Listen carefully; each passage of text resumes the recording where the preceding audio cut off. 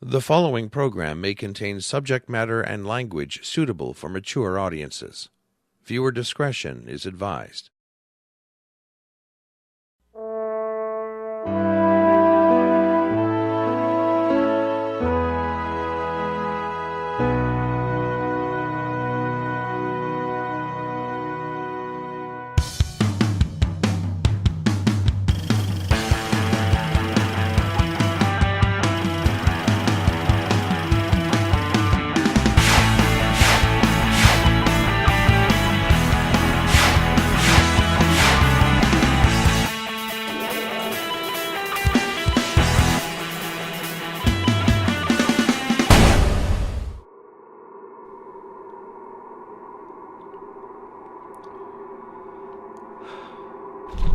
Did you see that? Yeah.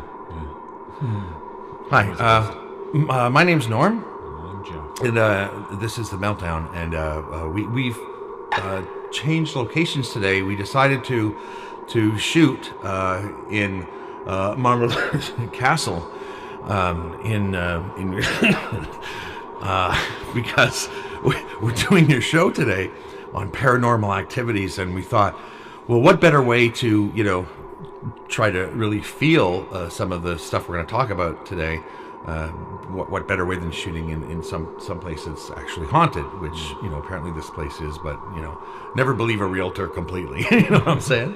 Yeah. Today we've got some interesting stories for you in our fun facts. These are actual stories that people have, and they're kind of creepy, which is kind of cool. And then Lou Saracino will join us for a Meltdown Minute with Lou, and probably a little twisted paranormal humor. Mm-hmm. And then for our Stupidness, we're going to take a look at some really stupid ghost stories. Ones that you'll just probably go, why bother? It's not even scary. Yeah. So anyway, let's... Whoa. Jesus, excuse me. I saw that ghost as well. Right there. Oh, I thought it was a... Sorry, I thought it was a turkey. Oh. Anyway, it scared us. Let's begin. We'll keep our eyes out for the turkey ghost. In the meantime, let's start the way we always do, with some Meltdown fun facts. All right. I have my Meltdown fun fact glasses on, so that means we're ready to go. And like 10, we're ready to go. Signs of a pushback at an airport. What? I'll explain that later. Please don't. Save it for another episode. It has nothing Jeff. to do with sex. It's just an airport. Another one of my airport facts. Pas de tarmac at the airport. Pas de tarmac. Okay, here are 8 unbelievable but real horror stories that will keep you up at night. Okay, here's the first one. My dog has a nasty habit of scratching the door in the middle of the night. One evening, she wouldn't stop scratching the door for any reason. After calling her 5 times, I threw a pillow towards the door to make her stop. That's when she barked from right beside me. She'd been next to me the whole time. No. Okay, and I should point out that these are stories that people wrote. These are on the internet, so... Well, hey, whether they're true or not, they're still fun and scary. Yeah, well... And maybe they're true. Well, this is the thing. This is why, we're... Yeah. Here's another one. I work in an old building that was built in 1929. The space was closed for at least 20 years before we moved in because the previous owner had killed his wife and then himself. We moved in 2 months ago, and almost every day at exactly 12:08 p.m., the bell for the front door rings, but there's never anyone there. We've looked at the security recordings and everything, and there's never anyone there. There's somebody there. It's a ghost. Somebody or something, my friends. Here's another story. My mother always complained that she had a lot of nightmares, but she would never say what her dreams were about. One day while we were at the mall, I suggested that she wait in the food court while I was getting our food. When I returned with our meals, she had a strange look on her face, so I asked her if she was okay. She said she was fine, so we finished our meals and left. As we were riding down the escalator to leave, I turned to talk to my mother, and I almost had a heart attack because standing behind her was a man in old-fashioned clothing holding one of my mother's shoulders and looking at me with a very angry expression. She saw the shock on my face right away and shouted at me, asking what was wrong. When I told her what I had seen, she started crying and said, "You just described the man that tries to kill me every night in my nightmares." Moo.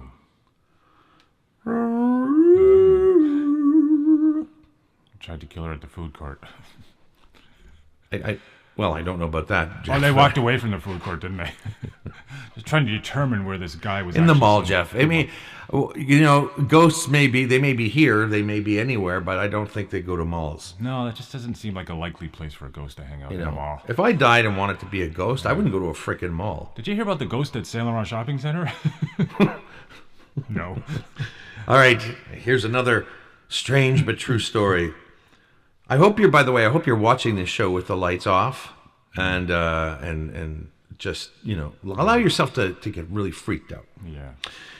Freak out. Here we go. 4 years ago, I woke up in the middle of the night and there was a woman in a black dress standing beside my bed. When I sat up, she started to accuse me of having done things I hadn't done, saying that I had apparently stolen someone from her. I don't know what was going through my head to argue with the ghost, but eventually I decided to ignore her and go back to sleep. She then pulled me out of the bed while attacking my body. She suddenly disappeared and I was so afraid I couldn't get back to sleep. The whole thing felt so real that I was actually sore the next day, especially around my ankles where she had grabbed me while pulling me from the bed. Ooh. That's kind of weird. Yeah. I'll say. Okay, here's another one. When I was a child, I walked into my bedroom and saw what looked like a Japanese girl in black ballet tights with orange stripes. She was stopped in front of the mirror, looking sideways at me. When I looked again, the girl disappeared and I ran from the room, making my mother come back with me. Years later, she confessed to me that she had been frightened that day because before I was born, she had given ballet classes in that bedroom. The black and orange uniform had belonged to a girl that had been a student of hers who had passed away. Ooh. Wow. Nothing you can really say about that. No, that's cool. Is this our last story? No, this is not our last one, but this is a good one. Okay. One evening, I was alone in my bedroom doing homework. Suddenly, I heard the sound of footsteps coming from downstairs, so I got up to check it out. Before I started down the steps, I heard the sound of bottles breaking in my father's bar downstairs, which went on for a little while. I made my way downstairs, but when I reached the landing, I could see broken bottles and glasses all over the floor, and I could hear people screaming in the house, even though I was the only person home. I locked myself in my room and stayed there until my parents got home, and guess what? There wasn't a single broken bottle or glass or anyone except for me in the house. Mm-hmm.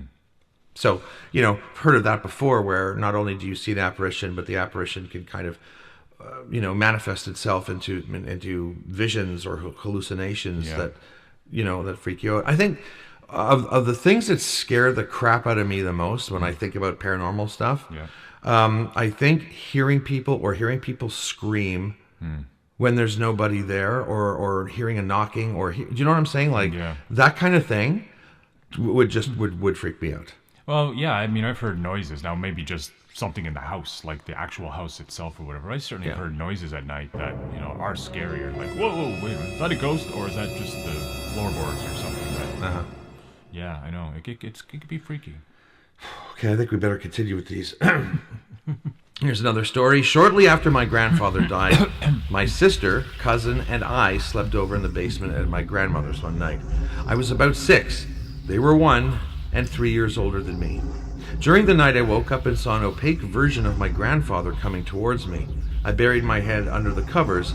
The next morning, my cousin said she had also seen him. Ooh. And here's another one. Okay. When I was 5 years old, I was visiting my grandpa's farm in Ohio. Mm-hmm. My older cousin and I were goofing around in the yard. It was fall and the leaves were falling. We were playing in the leaves when we heard a strange sound coming from the second floor of the barn. My cousin yelled up to see who was in the barn. There was no reply. So we called Grandpa to see. I remember him calling out as he climbed the ladder to the hayloft. Still nothing. He climbed into the loft and looked around. What he saw was a 55-gallon drum upright, spinning like a top. That was 60 years ago. I still haven't forgotten it. Grandpa never wanted to talk about it again. No. Yeah. So, I mean, that's That's weird when objects start, moving. Yeah. I remember, there's been many accounts of furniture and different things being moved or misplaced, or pictures in frames being turned around. Do you know what I mean? Like I've heard of, I've got some friends that had personal experience with that. And that was our last story, so I can put that list away. And then, well, maybe, you know what we could use right now is a good laugh. So maybe this is a great time for Lou Sarcino in a Meltdown Minute with Lou.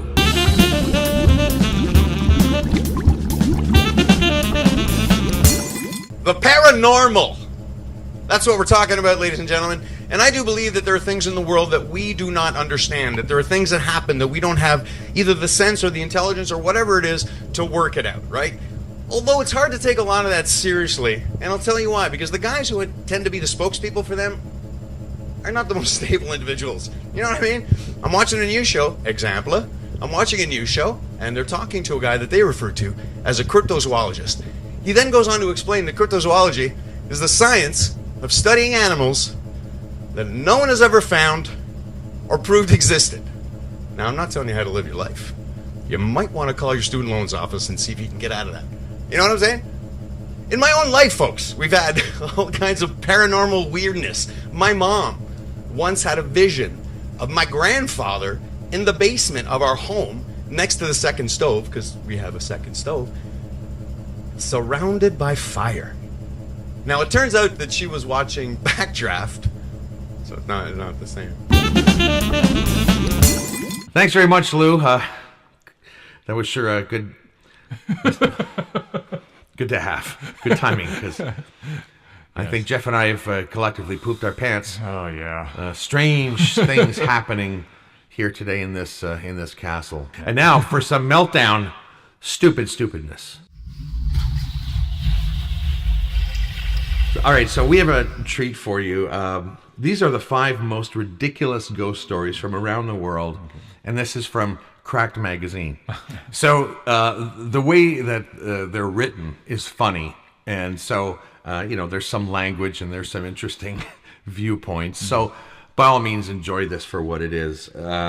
Let's talk first about the Shiraim. Japanese ghost stories are about as formulaic as an episode of House. Typically, most of them read like this. Some traveler happens upon a mysterious stranger. Mysterious stranger reveals that he's some sort of insanely deformed ghost, and then the victim runs screaming, or the spirit disappears, or someone gets eaten by something. Which brings us to the story of the Shiraim. In this tale, a samurai warrior is walking around Kyoto late one night when he is accosted by some naked pervert, seemingly the dumbest rapist in all of Japan. Before the samurai can draw steel and carve this guy up, however, the perv bends over and, wait for it, reveals he has a huge eyeball peering out of his ass. That's about where the story ends. Wow. That's maybe not scary, but it's disturbing. Well, it's not really scary. It's kind of vulgar and pointless. Whatever. I don't know if I'd run from that. I'd probably, you'd probably take a picture because nobody believe you. You got to see this. Yeah. All right. Number 2. Okay. The Hantu Tetek. If you thought Japan had a kinky and disturbing mythology, we'd like to introduce you to Malaysia, specifically the Hantu Tetek, whose name is most commonly translated as breast ghost. But we're pretty sure that the titty specter, booby phantom, and gazongular apparition are all just as acceptable. As you may have guessed, these female spirits have an impossibly humongous rack. And their entire shtick is to float around, smothering attractive and virile young men with their ectoplasmic unfun bags. And while you might think that this doesn't sound like a bad way to go, put away those Ouija boards, gentlemen, because this one just gets weirder. First of all, the jug spook is said to be a hideously obese old hag, and her triple Z cup namesakes are on her back. It seems the Hantu Tetek has been appropriated in Malaysia as a kind of boogeyman story to keep children in line. As a version of the story has the ghost hunting down kids who stray too far or stay out too late, and wrapping them up in her titties so nobody will ever find them again. Oh, that's got some sort of 1950s black and white Ed Wood sort of thing. Yeah. Ed Wood, he said. Yeah, Ed Wood. Just to clarify, because we were talking about large boobs. I know. I'm not necessarily Ed Wood, but, Russ Meyer or whoever. Here's a stupid ghost story number 3, according to Cracked Magazine. Rawhead Bloody Bones. Ooh. I love the name. Rawhead Bloody Bones. Yeah, sounds like a pirate. Sorry. Just keep hearing weird things. Oh, yeah, you're right. Many American localities have their own individual roaming monster stories to bring in the tourists and scare the crap out of them for profit. New Jersey, for example, has the Jersey Devil. Missouri, not wanting to be outdone, vomited out some bizarre story about a pig skeleton with bear claws that reads like a mashup between Red Riding Hood and Pumpkinhead. As the story goes, a powerful but more or less benevolent witch lived alone with a pet razorback hog named Rawhead. The hog was able to walk and talk like a man because, hey, magic. Up until now, it sounds like a Disney musical cartoon, but it only gets edgier and less family-friendly from here. One day, some asshole hunter decided that it was easier to shoot domesticated talking pigs than it was to go into the forest and bag some regular non-magic ones. So he snuck into the witch's yard and kidnapped Rawhead, butchering him and making a day's income on the meat.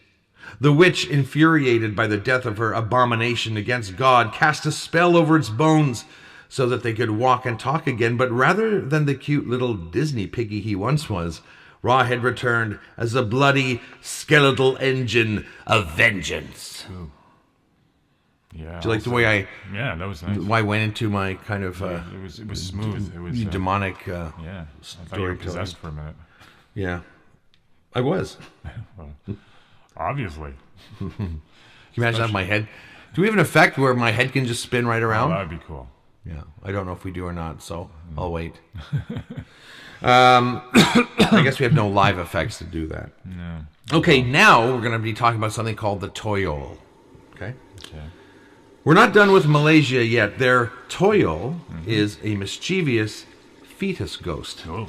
The Toil is said to be the spirit of a deceased human fetus summoned by an evil wizard to enter people's homes and rob them of whatever its cute little fetus-sized hands can carry.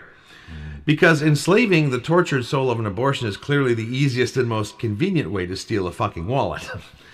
Superstitious Malaysians are frightened of toils, keeping their money and valuables near mirrors and needles, the spook's biggest weaknesses.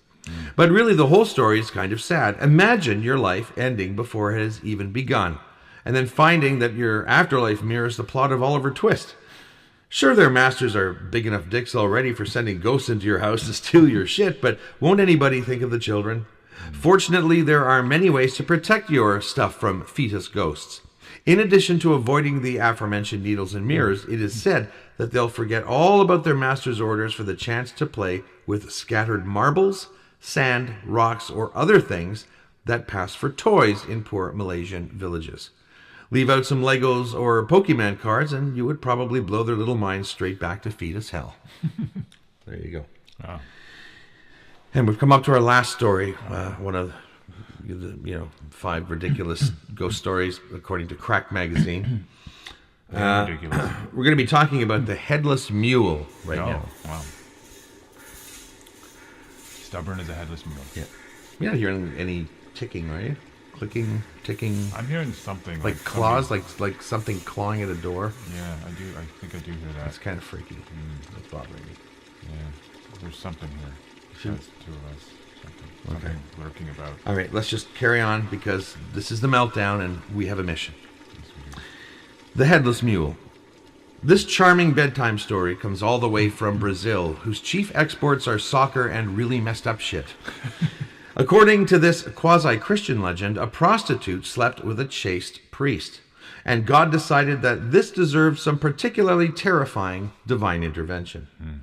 Typically, God is known to punish people with barren fields and plagues of frogs and whatnot, but this time, he decided to shake it up a little and turn the woman into a giant purple mule with no head and fire spewing from the ragged neck stump.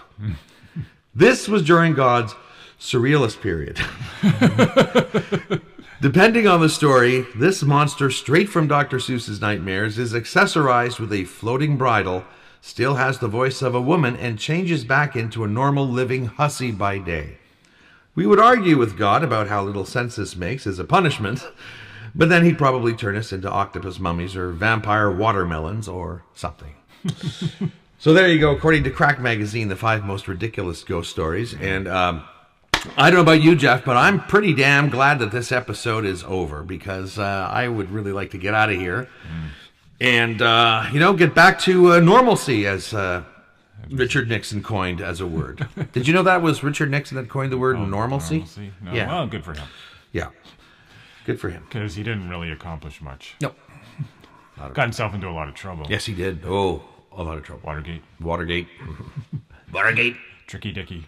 All right, so let's end the show. Jeff, pack up and get back to the warehouse. Next week, we hope you can join us, because we're going to be talking about computer madness. So some great facts about computers, and some really stupid things about computers.